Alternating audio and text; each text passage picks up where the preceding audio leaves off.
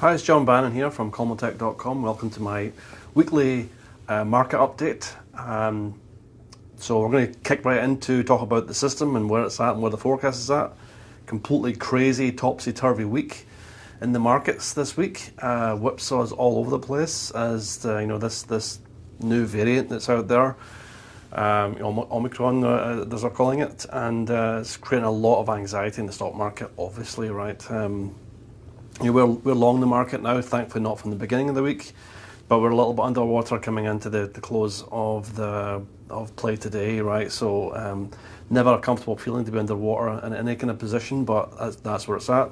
We are still expecting a rally this year, into the end of this year, which can only mean that we're certainly hoping for good news in terms of this particular variant, and that's really all I can say about it. Hopefully we see some positive buying next week. That's my expectation. That's what we're forecasting, and we shall see if we are right or not. That was the system update. So what was the news this week? Well, obviously the main story, as we know, is this new strain called Omicron. I'm not going to spend that much time talking about it. Suffice to say that investors prefer the devil they know. And there's plenty we don't know about this new variant, and scientists don't know about it. So that's the concerning thing for the stock market. The stock market doesn't like uncertainty, and it's certainly getting a lot of uncertainty right now with this new variant. So all we can do is rely on the scientists and hope for positive news in the days and weeks ahead. My own personal view is I don't think this is 2020 all over again. I think we're going to see some really positive news come out next week. But I'm not a scientist. Don't listen to me. We shall see.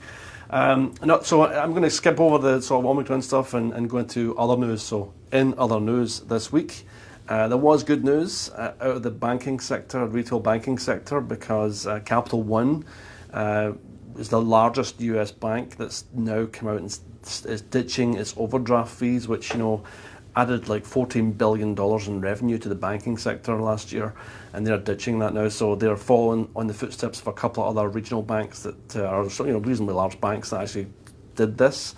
So there's probably going to be some kind of domino effect here, and it's only a matter of time before other banks take the same path. So great news for all us little retail people, right? And the other news this week was Elon Musk says that SpaceX actually faces a bankruptcy crisis. However, the move is more designed to motivate his employees and his team to achieve their latest, this particular rocket they're working on, to achieve what their goals for this particular rocket. Sometimes the pressure is the greatest motivator. And even though Elon's conceded that even that global recession happened, SpaceX was probably okay, and bankruptcy is certainly unlikely for the company because they're swimming in cash and they keep being given cash by investors, so cash is not a problem for them. But he underscored that only the paranoid survive, so he's raising alarms to motivate employees to reach SpaceX's ambitious goals of flying starships at least once every 2 weeks next year. So that's a pretty lofty goal he's put in there, and he's saying we're behind schedule and we need to get up there, so he's motivating his employees. In crypto news, executives of 8 top cryptocurrency firms will actually testify before the House Financial Services Committee next week. It's the first hearing for the industry, for the crypto industry, and it just shows that crypto is all grown up and it's starting to be taken seriously by the powers that be. So that is a real change for cryptocurrency. So it'll be interesting to see how that pans out next week in front of that particular committee.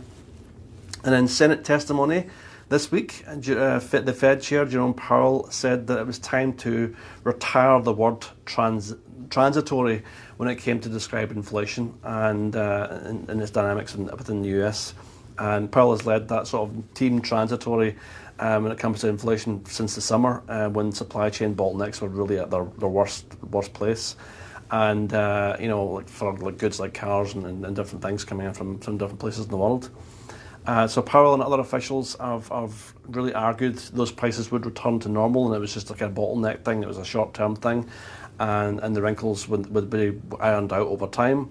But the team transitionally seems to be stepping back from that now and saying that they're having this losing streak in terms of that storyline, and they're saying that generally the sectors that are seeing the highest inflation are probably here to stay longer than they expected. So they're getting rid of the word transitory and starting to raise some alarm bells about inflation being here to stay. So he actually said that the economy is very strong and inflationary pressures are high, so he's telling lawmakers that the Fed will consider accelerating the wind down of the stimulus measures in the next meeting, which is soon to be mid-December. So something the markets really didn't want to hear. So actually took the market down quite a bit this week. However, the main news obviously is the Omicron thing. So it was a kind of short-lived, dropped and then recovered. Then COVID took over again. So I'm sure Powell, like everyone else, will be waiting on the vaccine effectiveness basically before making any changes to policy in the next meeting. So that's something that's on there. The fact that the jobs data came out this morning and disappointed for November was also another thing that may make the Fed pause in terms of its policy of accelerating its already planned $15 billion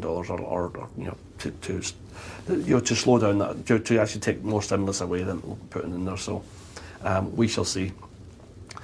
Here's an interesting fact. Amazon actually expects to surpass FedEx and UPS as America's biggest delivery company by package volume in 2022.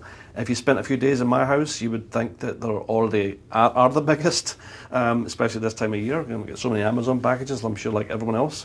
But they are not the biggest so far, and the FedEx and UPS are still bigger than them in terms of package volume. So the fact that Amazon is going to overtake that is just one of those really, it's one of those things that just societal changes that's happening with the advent of new technology and new ways of shopping online. So Amazon is becoming this massive package company.